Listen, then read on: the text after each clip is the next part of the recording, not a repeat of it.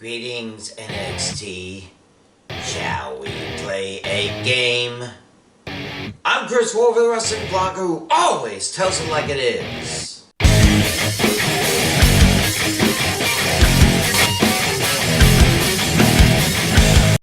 One. I only got one match right from Survivor Series. And it didn't even end the way I wanted with The Miz cashing in. You blew it, Miz. Don't be surprised if you're not the fourth man to cash in and not become champ.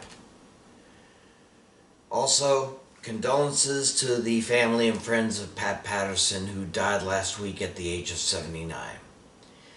Not only was he the first WWE Intercontinental Champion, but more importantly, in my opinion, he was the creator of the Royal Rumble match. He was awesome in front of and behind the camera, and he will be sorely missed. Vaya con Dios, Pat. Okay, now, I didn't think there would be a War Games this year, especially when it was clear that it wouldn't be before Survivor Series like the last three were. And I really didn't think that they could hold it in the Capitol Wrestling Center as, well, just seemed a bit too cramped for me. It seemed too cramped for side-by-side rings on a double-wide steel cage around it. But, hell, looks like they're doing it. And the Undisputed Era is back at one of them, cementing their legacy as the Four Horsemen of NXT, since the War Games was essentially made as the Horsemen's signature match. There's a women's one as well, with two of the most entertaining female superstars on the roster as captains, plus a triple threat title match, a strap match, and sort of a palate cleanser in between. All in all, a solid card, though truthfully most NXT takeovers are these days. Now let's see if it lives up to the hype. Here are my predictions for NXT TakeOver War Games 2020. Sorry, let's start with the only no-frills match of the night. Tommaso Ciampa versus Timothy Thatcher. Is it just me, or has Ciampa's career gone downhill since that final match he had with Johnny Gargano many months ago? Sure, he must still be hurt a bit, but the few matches he's had recently have been generally squash matches. I mean, not that Thatcher hasn't been squashing left and right lately, but he does seem to be getting a bigger push than Ciampa has in this entire year. If there were a main event for NXT, as in the show, not the event, I would think Ciampa was on his way to it. As it is, he's just push fodder for now. Winner is Timothy Thatcher. Strap match, Dexter Lumis versus Cameron Grimes. Alright, I'm sure you're like me, I'm getting a little tired of this feud. The House of Horrors match at Halloween Havoc was lame enough. And the first blindfold match that I can remember seeing in over 30 years, yeah, I'm that old, was even more lame. So now it's down to a strap match? Well, I think Grimes will get in some good smacks with that leather strap stretched between them. I just think that'll just fuel Loomis's fire for the ass whooping he will give to Grimes. This will, thankfully, end the feud and leave Grimes thinking twice, which is 2 times more than Loomis has thought in his career, I'm sure. Winner is Dexter Lumis.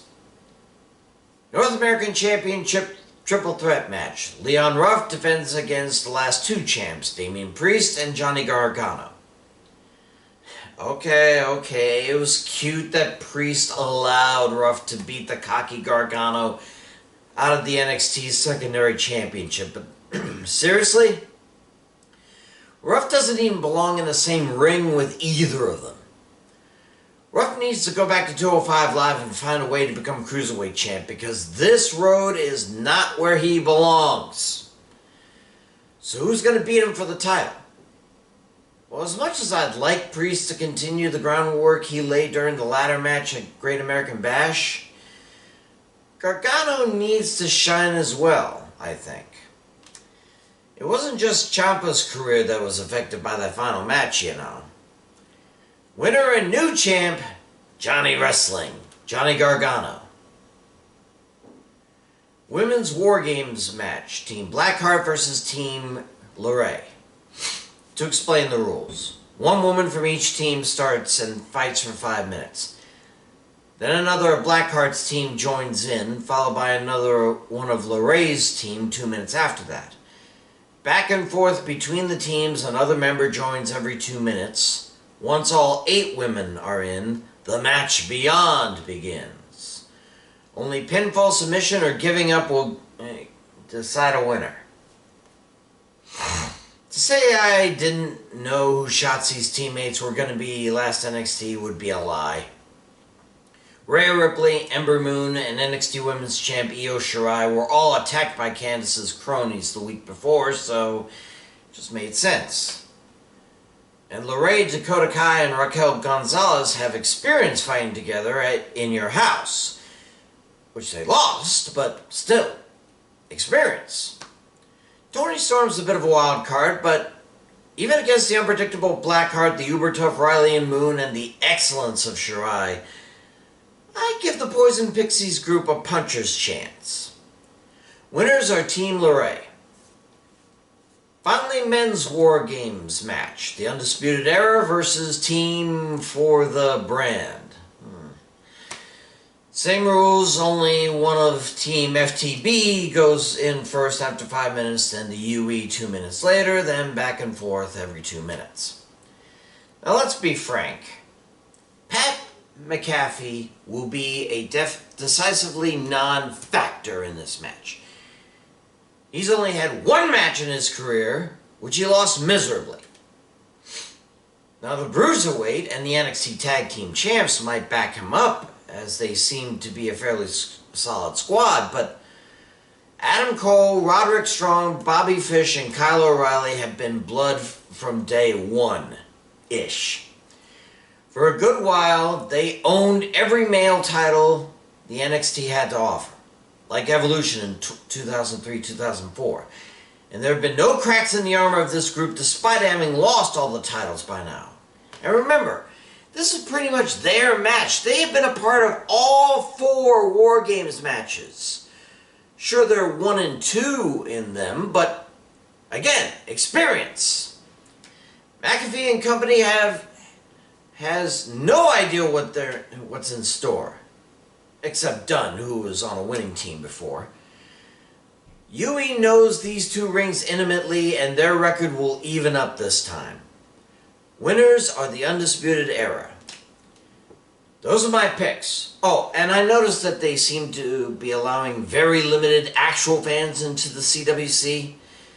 I'm wondering if that's such a good idea. Sure, they wear masks, but the WWE Performance Center has more or less been COVID central in Central Florida.